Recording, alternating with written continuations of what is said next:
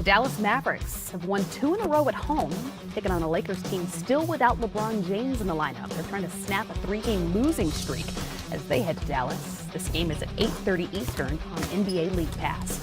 So for more on this matchup, we're going to welcome in Mavericks radio play-by-play announcer Chuck Cooperstein. Thank you so much for joining us. First, let's discuss this not-so-close Rookie of the Year race. What has impressed you the most about Luka's play this season?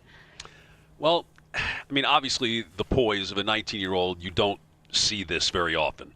But I think, more importantly, it is his strength. He's stronger than I think he looks, so that he can get pretty much anywhere that he wants to go to on the floor. And the other thing is, and Kevin probably knows this as well, having played with Larry Bird all those years, is like the harder the shot, the more he wants to take that shot. And the more likely he seemingly is that he will make that shot.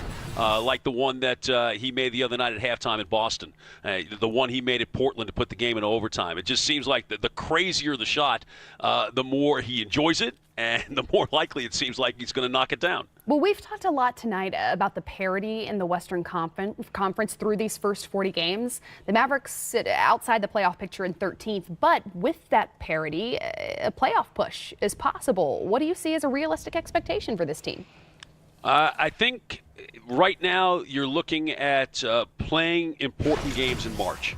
That would be a massive step forward for this team, given that the last 2 years they began the year 2-14 and 2-13. Playing important games, getting those young guys, especially Luka and Dennis Smith, the experience that they're obviously going to need to play in even bigger games down the road is the most important. If they want to be serious playoff contenders, they're going to have to try to find a way to win on the road.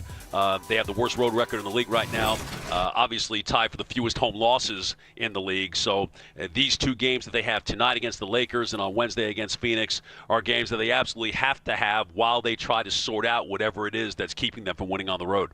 So I've been told I only have one more question with you. So I could obviously ask about that road record. I could obviously ask about keys to beating the Lakers. But I just want to know a favorite Dirk moment, favorite Dirk story as we're all weeping watching him hang him up this season. Well, my favorite Dirk story is from my first year with the team at the end of the 2006 season. We had played in Los Angeles, won a game. Dirk hit a shot to win the game on a night where nobody was making anything, but he made one with a half second to go to win. We travel up to San Francisco and get to the hotel, and the equipment truck comes, and all of us iguana types always help unload the equipment truck. You don't normally see players unload the equipment truck. But there was Dirk slinging bags at 2 o'clock in the morning after hitting a game-winning shot, and it just reinforced what I had known prior to joining the team, and obviously what has taken place in the 14 years since I've been with the team. He's the most regular superstar that I think this game has ever seen, and he is going to be terribly, terribly missed. That probably the highest compliment, the most regular. Right? You guys can exactly. Follow Chuck Cooperstein at Coop Mavs. Thank you again for joining us before the game, Chuck. Thanks for having me, Kristen. Take care. All right, guys. We're obviously talking about a last season for Dirk Nowitzki, but a first season for Luka Doncic. Do you agree with Chuck that this is a team that could potentially be playing important games in March, that could be in that playoff conversation?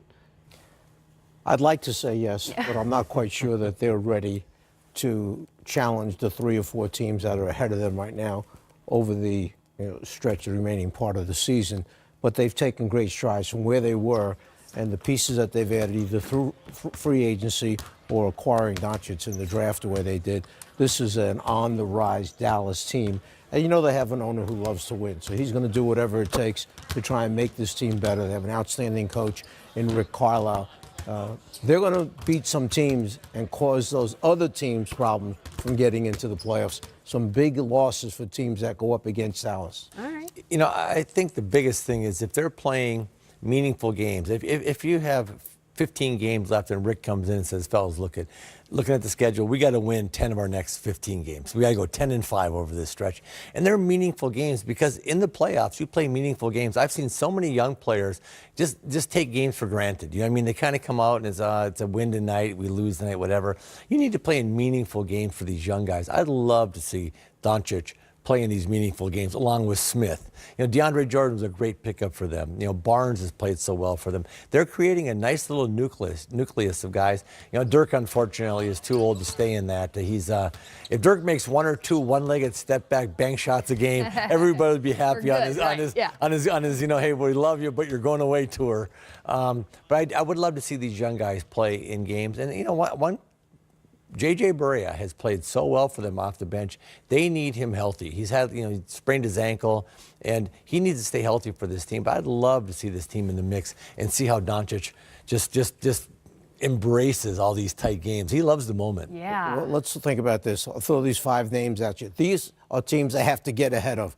Okay, Memphis, Sacramento, Lakers, yes, Minnesota, Lakers, Utah. Utah's got a great schedule. No, I hear you. It's going to be tough. But if they're in that mix, though, Mike, you know how it is. If you're coaching those young guys and you're 1 game out and there's 3 games to play and it means something, it's fun for them. And I think that's what you got to be. I've often said, Red Auerbach used to always say, hey, you're going to be down in a series at some point. We're going to be down 3-1, 3-2. You either win or go home. He said, you better learn how to win games on demand. Go out there and win games when you have to win that game. And he liked it. And I think that's a huge part of our league. You've got to figure out how you can win games. It's how you prepare, how you go in that game, your mindset of, man, we are going to win this game tonight. I'm going to be a big part of this win. And there's something about that. It gives you confidence. And I think young players need that if they ever want to try to win a championship or be at that level. That right there, Coach, the flawless transition, as you mentioned, being down 3-1, it helps to have a guy like LeBron James on your team, that's for sure. Look at the Lakers with and without LeBron. Very few, I'm sure, surprised by their struggles without him, having won just 1 game in their last 6 tries without him on the court. Now, their point total is down, as are their field goal and 3-point percentages. Let's listen to Lakers coach Luke Walton earlier.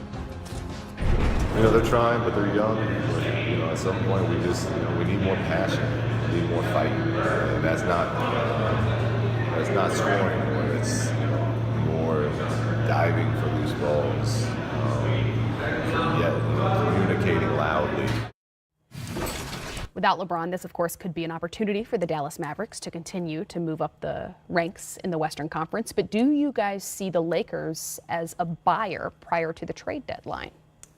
I think the Lakers are wide open to see what's out there. Look to add another piece right now. Everybody keeps talking about at the end of this season, right, what are the Lakers going to do? But I think right now, with LeBron on the team and his mentality, he doesn't want to finish out of the playoffs. He wants to show that he could take a Laker team and get him into the playoffs. Do I need to say, look at the record in Cleveland right now since LeBron has left? He comes here. They're up in 4th place before he gets the injury.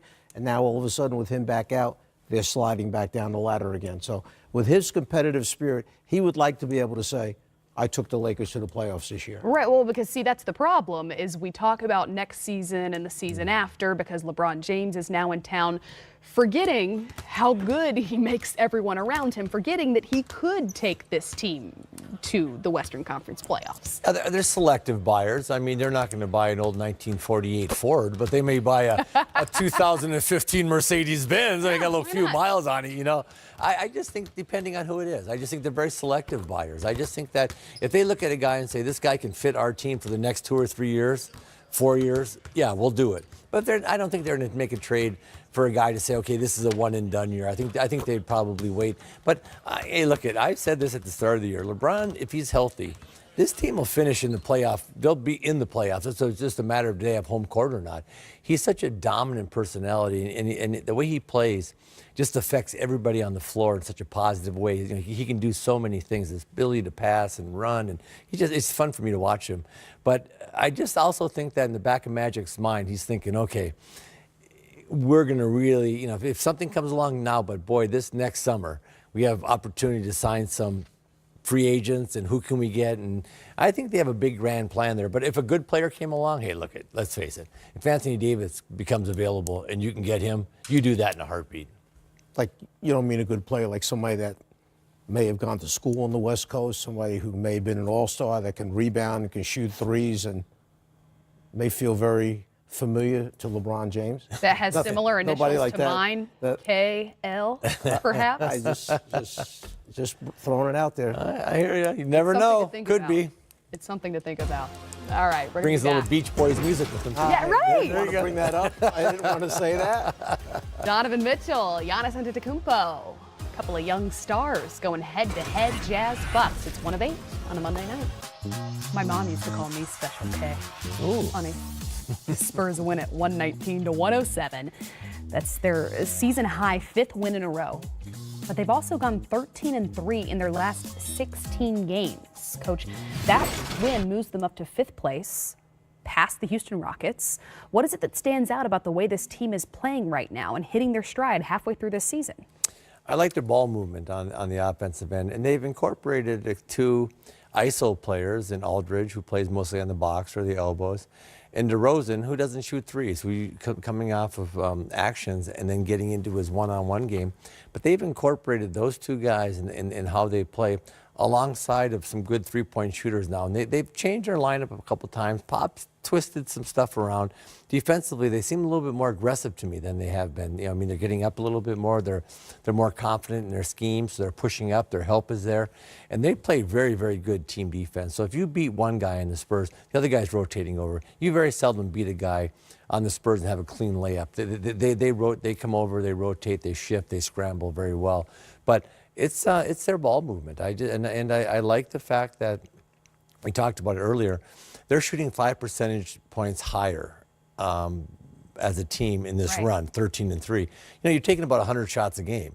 You're making 5 more shots a game. Yeah, that's huge, exactly. And you're talking about some of those being threes too, because they stopped having a lot of the poorer shooters shooting a lot of threes. Their top guys are knocking down threes, but I like their body and ball movement and just how they're playing. They're fine. They're hitting stride. They had a whole new team this year, a whole new look. It took a little while to find it, but again, I've said this a million different times. It's Pops is the gold standard in this league for coaching, and he'll find a way. You give him enough time, and he's around that team enough. He'll figure out.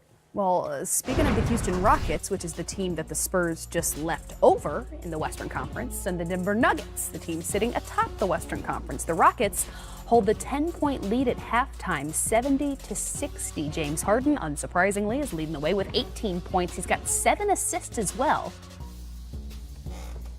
Let's bring in, again, the czar of the telestrator. To break down, though, what Nikola Jokic has done thus far, not just what he's done thus far, because he does have 15 points in this one, he also has 7 turnovers. What, though, stands out about his game and what makes him so effective when he is effective? Let's take a look at the versatility that this young man has. He's very skilled, and they use him all over the court, not just send him down low because of his height.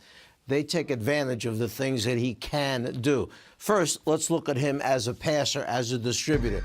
They'll start him in the low post area, knowing that he can score down there. But he looks over his shoulder, reads the defense. It's a one-on-one with Capella until Tucker comes. As soon as Tucker comes, he drops it off to Millsap for the little short shot on the inside. Let's take a look at him in that post area, get him the ball, and the aggressiveness that he has. Look everything over, start to make you move. Yeah, it's a miss, but he goes right back after it, comes up with the offensive rebound, and then scores.